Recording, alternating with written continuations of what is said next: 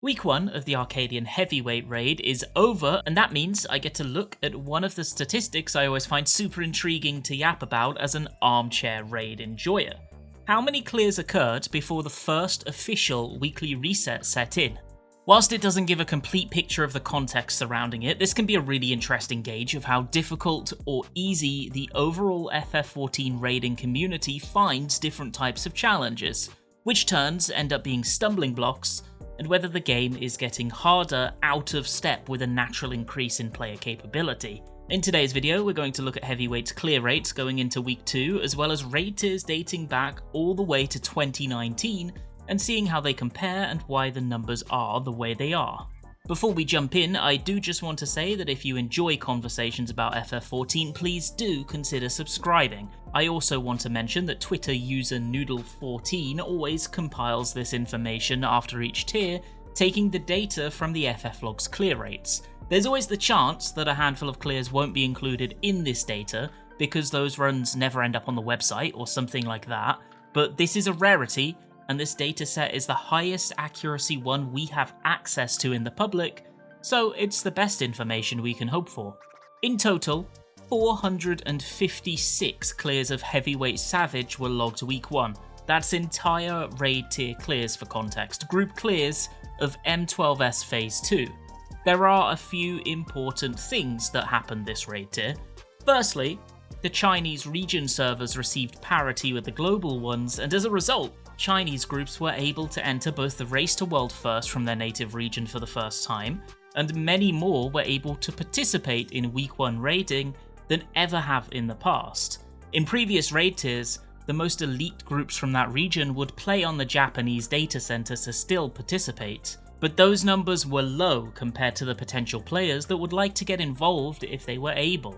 This absolutely contributed to the world's overall clear rates, with Chinese teams accounting for over 17% of the global week 1 clears of heavyweight. For a region that was mostly excluded from current content until now, that is significant. The second key factor that makes this different to cruiserweight especially is the fact that the final turn is split in half via checkpoint. This can mean a few things. Square Enix are usually more content to design shorter encounters with more difficult mechanics, knowing that the consistency requirement is lower, but I don't really think that actually occurred in this case. Phase 1 and 2 both are on par to actually carry out with Howling Blade, and I don't think either is more difficult, and yet both sit a handful of minutes short. This, combined with the ever-increasing proliferation of early strategies, guides, and video on demand as resources, allow more week 1 clears late in the week to occur than ever before. Let's look at all 3 dawntrail tiers though, and not just heavyweight.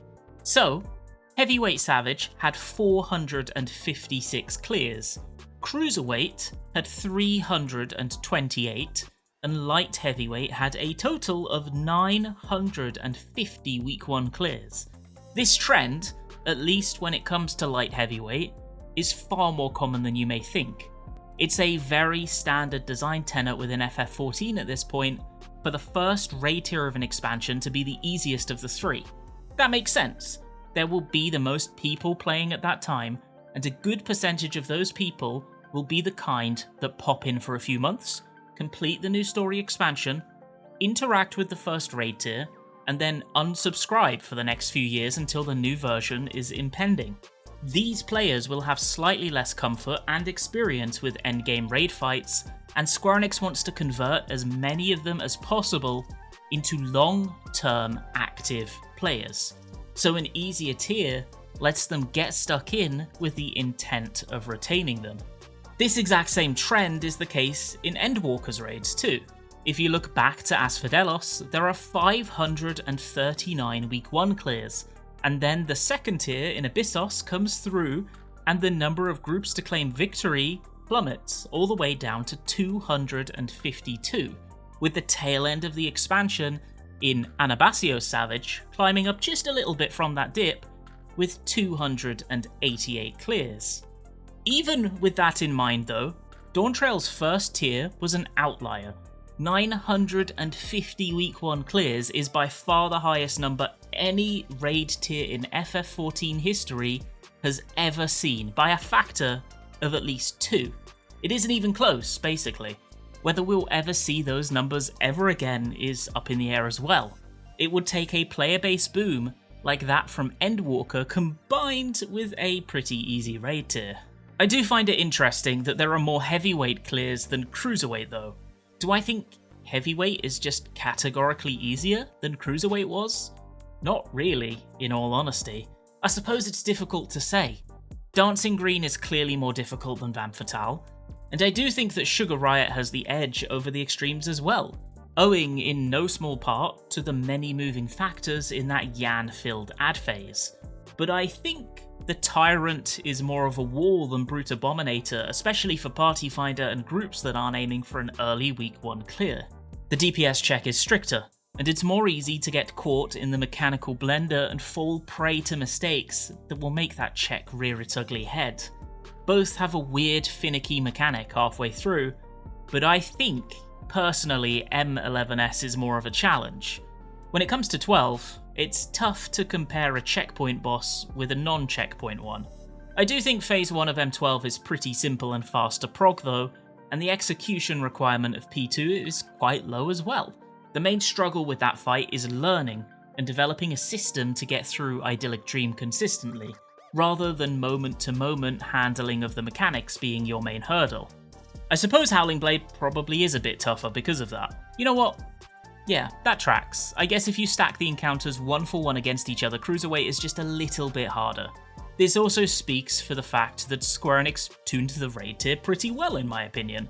This was a non-standard release window due to the delay for Christmas holidays, and Yoshida did state that as a result they would be tuning the checks slightly tighter to accommodate for the extra gear, and adding additional echo later down the line to ensure that latecomers don't end up with too difficult of an experience. My personal opinion and the clear numbers both line up. They did a good job, and the tier was well tuned. A challenge without being too difficult in any way, shape or form. The oldest statistics in the chart are interesting too. Eden's Gate got 313 week 1 clears, with Eden's Promise, the final tier of that expansion, having a meager 172. There's no Eden's Verse on this chart because FFLogs was down for a prolonged period of time right as that tier released, so reports were spotty and had a vastly lower level of consistency than you'd see from the other raid tiers in a post-Heavensward world. With that said, I'm pretty confident that if the statistics did exist and were reliable, they would point that Verse had the lowest clear rates of all. Shadowbringers as an expansion in general for raiding was a little bit odd.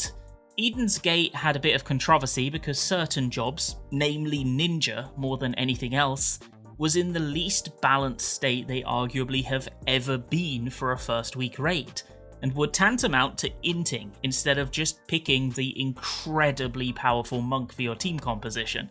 It's one of the few times I could kind of understand locking a particular job out. It's just that weak in comparison to its peers at that time. Aside from that though, the tier was cleared quickly by cutting edge teams, with world first happening in about the 14-hour mark.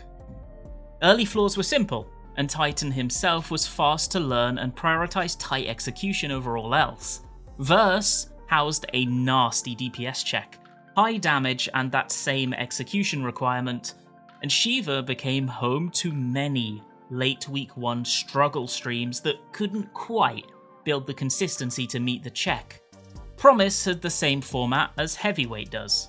It was the first tier of the expansion to feature a door boss in its final turn, and thus shorter encounters, but the real difference was that both halves of that fight were a bit more brutal to deal with in early progression as far as I'm concerned.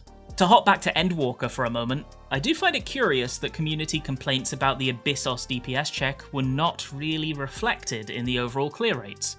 It remains in a fairly tight line with other expansions. The second tier is the lowest, but not that much lower than the third tier. My belief in this case is likely because many of the groups that committed to the week 1 kill didn't struggle all that much with the check. It was just tight enough to dissuade groups on the cusp. A bit like Shiva too, I suppose. All in all, this is an interesting chart. I feel that the clear rates have lined up pretty accurately with my anecdotal experience of the difficulty of each raid tier week 1, but it also seems that as expansions go by, bit by bit, one of two things are happening. Either more people are interacting with raiding as an entirety, which could owe to the fact that we have more players than ever before, or, and what I believe is likely closer to the truth, the percentage of active players that want to interact with raiding is slowly climbing over time and compounding on this idea that more of those people are enjoying it enough to want to push for either hardcore progression or a week 1 clear. That's an exciting prospect to me personally. Dawntrail has absolutely seen reduced player counts throughout its life compared to the peaks of Endwalker, and yet the number of week 1 clears is steadily increasing over previous expansions. Seeing 450 plus groups tackle heavyweight week 1 means that both statics and the party finder must be popping, and it gives me a lot of hope for next expansion's first raid tier being the most interacted with in FF14 history. I suppose in that front, only time will tell. Thank you so much for watching this video. Please do consider supporting my Patreon or becoming a member like these fine folks. I hope you have a fantastic rest of your day.